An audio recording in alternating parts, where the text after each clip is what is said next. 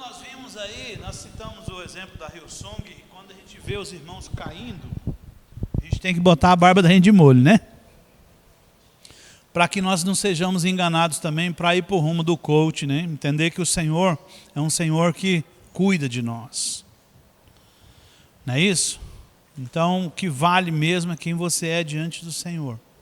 Nós podemos fazer coisas grandiosas? Podemos, né? Eu não acredito muito em evento. Não acredito. Eu acredito que se nós fôssemos orgânicos, seria muito mais proveitoso. Eu acredito que se cada cristão fosse um ministro, se cada cristão tivesse dentro de si a convicção de que ele precisa multiplicar, que ele precisa gerar, cada ano que passava nós multiplicávamos isso aqui, né? Às vezes nós fazemos eventos como Arena Detox, Resgate. E às vezes o fruto que fica desses eventos é muito pouco, não é isso? Muito pouco, é uma trabalheira danada, é um dinheiro danado que vai. Quantos tem na sua célula que passou pelo Arena Detox, novos? Na minha também tem 2, uma mãe e uma filha só. E eu perguntei para os meninos, não tem muitas pessoas, então é muito serviço para pouca recompensa. Então se eu fosse o cara, essa lição, né, Coração em Chamas, que tem na apostila, ela fala sobre isso, né? Se eu fosse essa pessoa que almejasse aquilo que o Senhor almeja, que é vidas, eu corria atrás das vidas. Eu estou ficando cético em relação a religiosos, sabe? Estou investindo menos neles e indo atrás dos outros. Estou abandonando alguns na minha célula, deixando mesmo, fica lá assistindo reunião, né? E estou investindo nas pessoas. Fulano faz isso comigo. Aqueles que respondem ao chamado, é esse. Às vezes ele não tem tanta instrumentalidade. Às vezes ele nem é muito inteligente, mas ele tem uma característica, submissão, né? Às vezes você tem uma pessoa até talentosa, mas uma hora você chega nela, ela fala, não posso, não vou. Né?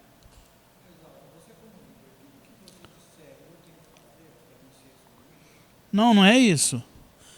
É aquilo do Senhor, entendeu? Olha só, eu estou nessa igreja há 20 e tantos anos. Então, assim, tudo aquilo que o Senhor mandou para mim foi bom. Algumas coisas eu não faço, porque às vezes eu não tenho. Mas tudo aquilo que o Senhor mandou. O dia que falaram para mim, Exalto, você está numa célula lá no Marechal. Cara, eu vibrei de alegria. Vibrei de alegria. Para mim era... Cheguei lá, todo mundo... Já uma mulher endemoniada na primeira reunião. Foi bem bacana as experiências, sabe? Eu apanhei, sabe? Mas essa chama nunca mudou no meu coração. Eu sempre amei célula. Foi a forma como eu fui salvo. Célula para mim não é ajuntamento de pessoas. É um relacionamento com Deus. A minha casa é cheia. Eu gosto disso, né? Pessoas entrando e saindo, novos, velhos e tudo. Mas o que eu estou dizendo é o seguinte, aí a pessoa muitas vezes ela vem para o Senhor, aí o Senhor começa a dar algumas coisas para ela, entendeu, Jesus? E ela começa a administrar essas coisas, ela se esquece do Senhor. Aí você vai ficar investindo nessa pessoa? Você vai? Não dá. Aí se você tem do seu lado alguém que é só você pedir, ela vai, você vai fazer o quê? Essa pessoa.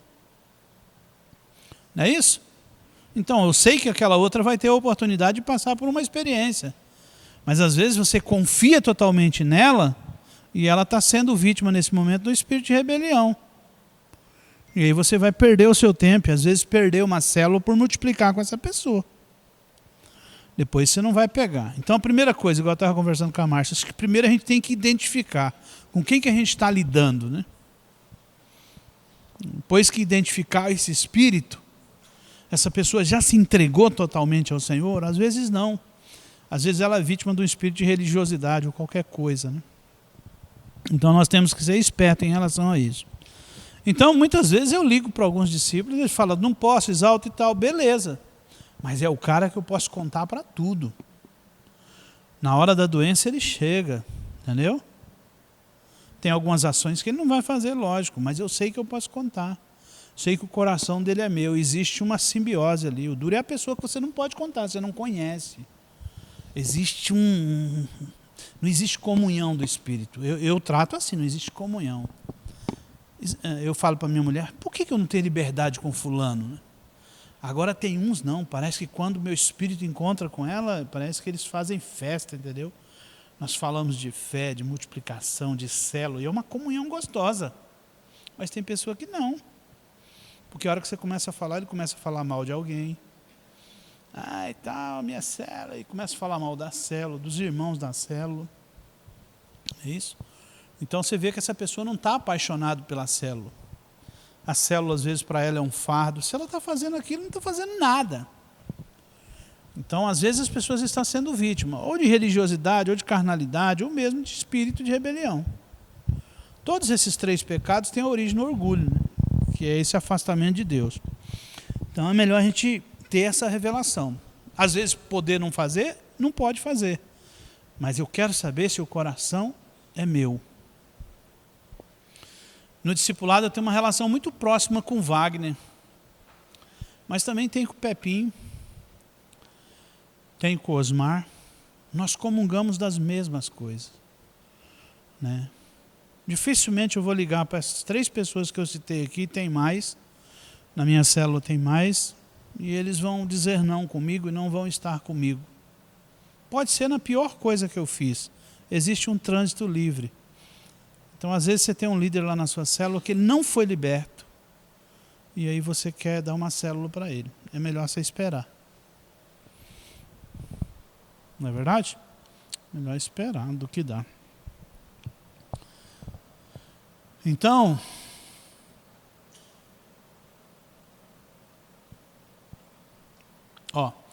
podemos estar certos de que sempre atrás de algo assim há o desejo de exaltar e celebrizar o próprio nome ou o nome de determinado grupo ou organização. Deus não compactua com isso e inevitavelmente virá o juízo na forma de confusão. Deus, para desfazer Babel, ele vai criar uma confusão. Então, sempre quando tem confusão é porque tinha um espírito de rebelião no meio. E a forma de Deus é trazendo confusão. Em Babel, Deus confundiu as línguas para que houvesse a dissipação disso. Então, sempre que houver confusão no nosso meio, é porque tem rebelião. Eu lembro que o Pepinho falou comigo assim um dia: Isalto, por que toda coisa errada que tem aí você está no meio? Falei, cara do céu, será por quê? Confusão, cara, briga, entendeu? Fofoca. E aí eu falei, cara, é mesmo, né? Tudo eu estou no meio. Isalto falou, Isalto fez. Eu falei, cara, diz que macaco velho não bota a mão em cumbuca, né? Mas eu não fui brigar com ninguém. Eu falei, o problema está onde? Sou eu o problema. Sou eu. Fui revisar os meus conceitos. Vê se você vê alguém falando agora. Tem que haver discernimento da nossa parte, né? Pepinho foi cirúrgico. Será por quê, Isalto? Ele quis dizer assim, ô rebeldezinho, por que você não cuida da sua vida, né? Não entendi na hora a mensagem dele. Pepinho é muito brabo, né?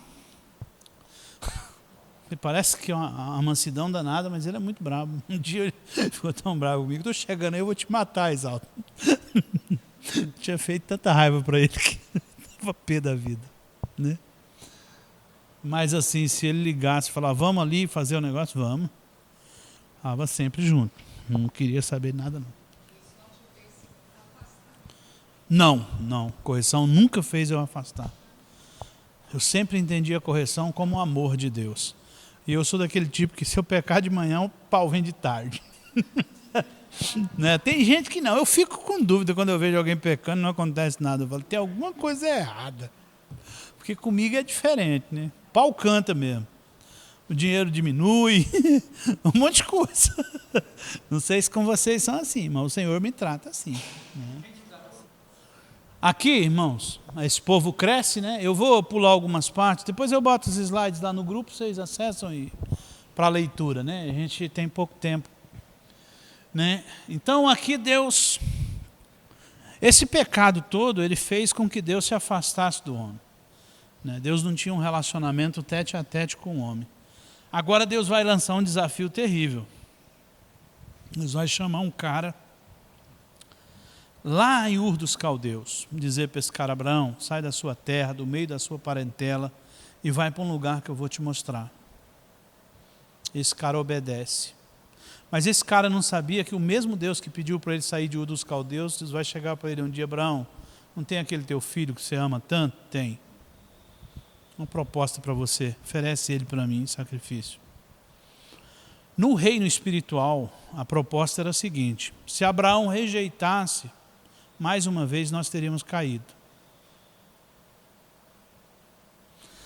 Deus podia dizer: a humanidade não tem cura, mas ele não rejeitou. Pegou o menino e partiu. Hã? Isso mesmo. Senão a mulher levantava as intercessoras, né? Interrompia o processo, né? Então aqui diz assim: o caminho do crescimento sempre segue essa ordem. Primeiro somos chamados por Deus e segundo passo é aprendermos a viver pela fé. O Senhor falou a Abraão: se tu uma bênção, em ti serão abençoadas as famílias da terra. Isso é o mesmo propósito, abençoar toda a terra. Aqui Deus está falando e chamando Abraão para cumprir o seu plano original, no qual Adão havia falhado. Então a gente vê que em cada momento que Deus reseta, Deus dá um reset, né, e fala: opa, está muito ruim, vamos corrigir aqui, né, ele está dando uma outra oportunidade. Então, aqui diz que 7 vezes Deus falou com Abraão e 2 vezes ele colocou condições, né? Então aqui, quando Deus tem esse papo com Abraão, vamos ler, 7 vezes Deus falou com Abraão em condições. Em Gênesis 18, 18 a 19, encontramos Deus dizendo a Abraão que a condição para a promessa era preservar seus filhos no caminho do Senhor. Este chamado de Abraão foi proporcionalmente ampliado: guardar os seus filhos no caminho do Senhor e ser irrepreensível. Estas condições foram cumpridas pelo pai da fé. Com Abraão, Deus prossegue em seu eterno plano de entregar nas mãos de Jesus o reino desse mundo. E o projeto de Deus é fazer isso através do homem. Com Abraão começa então a história de Israel, pois Deus intentou manifestar-se ao mundo através de uma nação. Esse cara errou muitas vezes o caminho? Sim. Mas ele nunca disse não para o Senhor. Então o que o fez acertar foi isso, né? Essa capacidade de não se insurgir contra Deus, né? O que ele fez com Agar criou um problema sério para a humanidade, né? Hoje nós temos a segunda maior religião do mundo, são os muçulmanos, né? Por quê? Porque o Ismael cresceu, não é isso? Ismael cresceu e se tornou uma nação poderosa. Mas Deus, mesmo assim, mesmo Abraão tendo falhado em alguns momentos, ele teve a oportunidade de levantar-se, olhar para a promessa e voltar para o foco, né? E se tem Jesus, se nós temos Jesus hoje, é porque ele foi fiel lá no passado, né? Mesmo muitas vezes tendo caído. Então as promessas que foram feitas, né? De ti farei uma grande nação, no sentido natural e espiritual. É grande, irmãos? É grande, nós estamos incluídos nela. Abençoar-te-ei materialmente e espiritualmente. A gente vê que Abraão era um homem riquíssimo, né? Engrandecerei o teu nome. Abraão é reconhecido por judeus, cristãos e muçulmanos. É pai de todo mundo, né? Hoje estamos aqui falando de Abraão, né? Depois de tanto tempo, né? Tu serás uma bênção, né? Esse é o mandamento. Abençoarei os que te abençoarem, e todos aqueles que durante a história ajudaram os judeus tiveram a bênção de Deus. Então, da mesma forma, os que te amaldiçoaram foram amaldiçoados. Então, por meio de ti serão benditas todas as famílias da terra. Então, foi herdada porque nós herdamos essa promessa. E aí, Abraão comete um erro também. E engraçado que sempre a gente vai ver esses 2 princípios andando junto. Porque quando ele sai de Ur dos Caldeus, ele leva com ele quem? Um sobrinho. Provavelmente eles eram sócios, e Ló foi junto, né? E eles tinham um rebanho junto, né? Mas eram dois estilos de vida totalmente diferentes. Abraão era o cara que vivia construindo altares e buscando a Deus, e Ló era o cara que nunca levantou um altar. Nunca você viu Ló levantando um altar para o Senhor, né? Então, quando Deus quis separar, Deus colocou mais uma vez uma confusão, né? Uma contenda entre os pastores. E aí eles chegam à conclusão de que era melhor se separar. Então, às vezes, quando nós vemos para o Senhor, às vezes nós temos muitas alianças com o mundo, né? Mas uma hora Deus vai nos encurralar. Falar, não está na hora de decidir? Deixar tudo isso? E aí é o momento em que nós... Eu estava vendo o Luiz Hermínio falar, o Luiz Hermínio, depois de pastor, famosíssimo aí, descobriu que não tinha um problema de perdão com o pai. E Deus veio e ministrou o coração do Luiz Hermínio, né? Então, os dois princípios de vida, aqueles que andam segundo a vista, são também chamados de carnais. Andam segundo o entendimento, né? Abraão, por outro lado, não valorizou o que estava vendo, confiou na palavra do Senhor. Quando eles brigaram, que falaram, vamos separar? Vamos. Diz que Ló já bancou o esperto. Abraão falou para ele, o que você decidir está decidido. Se você disser, vou para cá, eu vou para lá. E aí, Ló diz que mandou o zóio nas campinas, só a parte fértil, falou, daqui, ó. Até onde os meus olhos contemplar aqui é tudo meu. Sobrou para Abraão o quê? As colinas. Né? Tanto é que depois ele tem que ir para o Egito, né? Buscar recursos. Né? Mas ele foi. E Ló ficou naquele lugar. O problema é que Ló se encanta com a cidade de Sodoma. Las Vegas. Sim, o cara foi atraído, né?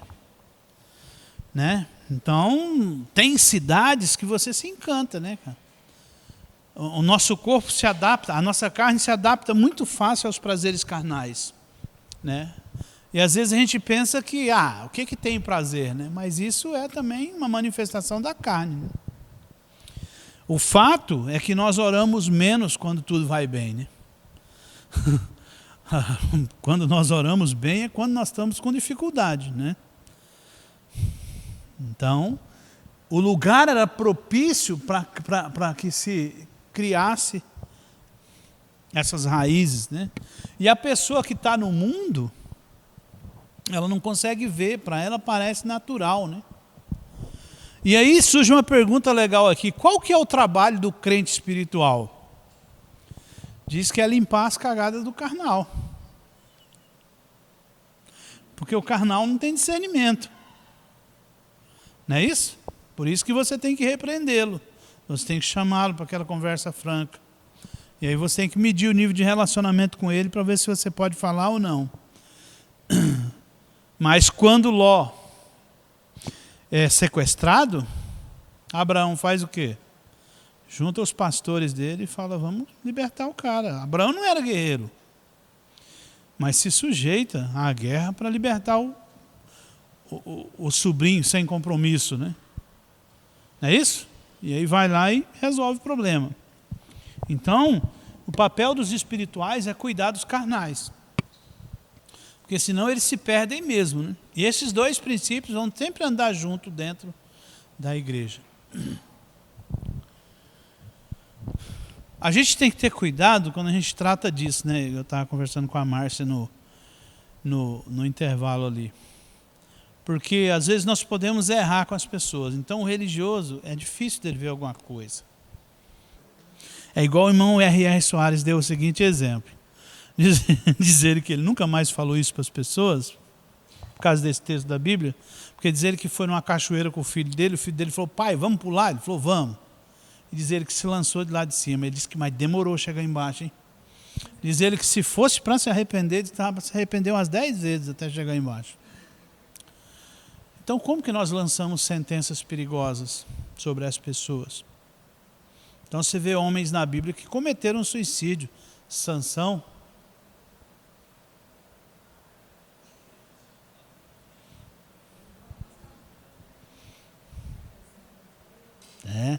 Então, a gente tem que ter cuidado sobre essas coisas, né? Mas, às vezes, as pessoas escolhem viver debaixo desse domínio, né? Se envolvendo demais com o mundo e não se entregando ao Senhor. Quem se entrega ao Senhor vive essa vida de altar, de sacrifício, de busca, né?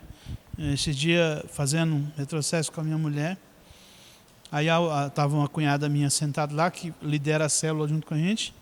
Ela falou assim, às vezes as pessoas querem até estar perto de vocês e vir aqui na célula, mas elas não querem pagar o preço que vocês pagam. Então as pessoas amam as coisas de Deus, mas não querem pagar o preço que muitas vezes nós pagamos. O id do Senhor, ele é bacana, né? Porque você não vai na sua força, você vai na força dele. Mas é a dependência, né? E às vezes as pessoas que estão debaixo do espírito de rebelião, ele quer independência. Ele quer ter uma conta bancária gorda, para ele não precisar de ninguém. Ele se torna altivo, né? E você vê que os grandes homens de Deus, às vezes, passaram por turbulência. O próprio Jesus foi um cara que, na sua época, era sustentado pelas mulheres. Isso nunca o diminuiu. Nunca o diminuiu. As mulheres sustentaram ele ministerialmente, enquanto ele fazia a obra do pai dele. Essa qualificação de estar em baixa nunca diminuiu Jesus por nada. Então, Abraão e Ló são dois homens, mas também são dois estilos de vida, né? Aqueles que vivem pela vista e os que vivem debaixo dos princípios de Deus. Então, desde o Éden, a gente vê esses dois princípios, né? Lá tinha as duas árvores, Adão e Eva tinham os dois filhos, aqui nós temos filhos dos homens e os filhos de Deus, né? Então, lá na cidade de Sodoma tinha só filhos dos homens, né? Que era uma carnalidade terrível, né? Nesse lugar. Então, todos nós sabemos que existem irmãos carnais no nosso meio. Isso aqui eu já falei, né? O exemplo de Abraão. Aqui é o seguinte: quando Deus anuncia o juízo sobre Sodoma, Abraão tenta negociar. Senhor, se tiver 50 justos lá, o Senhor não destrói a cidade? E vai negociando, negociando, né? Por que Ló teve dificuldade de sair da cidade? O anjo tem que empurrá-lo para fora, tem que arrastá-lo, e a mulher ainda fica. Por quê? Porque ele estava acostumado, ele estava treinado no pecado. O pecado tinha se tornado normal, ele não tinha mais a aparência de mal. Então, uma coisa que nós temos que pedir para o Senhor é para o pecado ser sempre incômodo nas nossas vidas, né? Quando ele começa a se tornar normal, ele é um problema para nós. E às vezes ele não se manifesta como os pecados cabeludos, não. É uma incredulidadezinha, irmão. É um nãozinho que eu digo para o Senhor hoje, né? Outro amanhã. Daí a pouco eu estou cuidando só da minha carreira. Irmãos, não é falando não, o irmão Iranino fala sobre isso, mas quanto que a igreja investiu em psicólogos e advogados, administradores, e às vezes você precisa de alguns para fazer alguns trabalhos e não tem. São raros aqueles que se dispõem, porque muitas vezes eles embarcam numa carreira e se esquecem do Senhor, que agora eles não têm mais tempo, né? Então isso é muito perigoso. Nós podemos ter tudo, mas uma coisa que nós não podemos esquecer é de cultivar a presença de Deus. Cultivo, né? Cultivar. Ali sempre, né? Sempre sendo ministrado, sempre ministrando, sempre ativo no corpo, né? Perguntar qual a sua função no corpo de Cristo, irmão? E você sabe, né? Eu estou cooperando lá no projeto Nova Vida, né? Então eu garanto. Quem é o mais novo aí? Eu garanto que Deus já colocou um sonho no seu coração depois que você entrou lá. Sim ou não? Colocou? Ou colocou mais de um? Mais de um. Por quê? Ele sonha com você. Para te dar liberdade. Para que ele está fazendo isso? Porque Ele tem um investimento para a sua vida. Se você cultiva isso, Ele multiplica os sonhos e multiplica as realizações. Porque Deus é assim. Né? Quando Deus colocava sonho no meu coração, às vezes eu falava, grande demais, né? Você pensa pequeno, né? Porque você acha que você é incapaz, né? De repente o Senhor começa a realizar na sua vida e você sai disso. Os vícios judiaram muito de mim, sabe? Eu não tinha casa de recuperação, né? Judiaram muito de mim, tiraram alguns anos da minha vida, um pouco da saúde, né? Quantas vezes eu chegava em casa e aí eu deitava na cama e aí eu ouvia vozes. Me chamava lá fora, eu saía lá, não tinha ninguém, velho. Aí eu deitava de novo, aí andava em cima do meu telhado. Eu saía lá de novo, olhava em cima do telhado, deu um gato lá em cima para dizer, é o gato. Daí a pouco eu deitava, enchia um cheiro horrível dentro do quarto. E essa perturbação ia se arrastando madrugada fora. Aí daí a pouco eu deitava em minha cama, era perto da janela, assim, a hora que eu começava a adormecer, entrava alguma coisa e deitava em cima de mim. Pensa no cara que dava um pulo, irmão. E essa tormenta, dia após dia, madrugada após madrugada. Você sabe quando que ela parava? E eu sozinho no meu quarto. Quando eu pegava a carteira, colocava no bolso e procurava algum lugar para me embriagar. Eu amanhecia o dia e junto com o dia ia todas essas tentações embora. Mas eu sabia que na noite que vem voltava tudinho de novo para me atormentar. E eu às vezes só escorregava na cama e dizia, Senhor, sua palavra diz que se o Senhor me libertar, eu vou ser livre. Por que tudo isso acontece? E noites, e noites, e noites, e noites. Aí eu estava passando por um período terrível, voltei para a casa do meu pai. E aí eu cheguei lá, e aí um dia eu tinha uma mulherada que a gente saía com elas e num dia uma delas me chamou na minha janela, né? Eu saí lá fora, não tinha ninguém. Eu falei, que merda, rapaz, de novo essas vozes, né? Aí chamou de novo, eu fui lá fora, nada. E aí eu pensei assim, eu não vou falar para ninguém, senão eles vão pensar que, né? Os vícios estão me afetando, né? Aí meu pai, eu estava sentado na mesa tomando café, eu não tinha dormido a noite inteira com essas perturbações. Meu pai sentou na minha frente e falou, cara, sei que você anda muito aí fazendo coisa errada, você tem que ter cuidado. Falei, por quê? Tem uma daquelas mulheres que você sai com ela aí, ela te chamou a noite inteira na sua janela. Eu fui lá umas 2 vezes, não tinha ninguém. Falei, agora lascou, que até o meu pai está ouvindo, né? Então ele falou assim, cuidado por onde você anda, as alianças que você tem feito. O inferno quer matar você. Entendeu, irmãos? Então se você pode preservar a presença do Senhor, pode cultivar, cultiva. Gaste o seu tempo, como o irmão Irani falou, né? Investindo em Deus, sendo obediente ao chamado dele, né? Ontem tinha um cara lá em casa, falando assim, eu falei assim, se você perguntar para as pessoas quantos confiam em Deus, muita gente levanta a mão, 100% levanta a mão, né? Mas se você perguntar quantos deixariam sua profissão, parte do seu capital por amor a Deus, muitos baixariam sua mão. Aí o cara falou assim, eu faria. Falei, sério mesmo? Sério, está há quanto tempo na igreja? 20 e tantos anos. Falei, quantos filhos espirituais tu já gerou para o Senhor? Ele falou, você já mudou. Eu falei, não, mudei não. Só pela minha boca, ele já deve ter falado para você mais de 1000 vezes.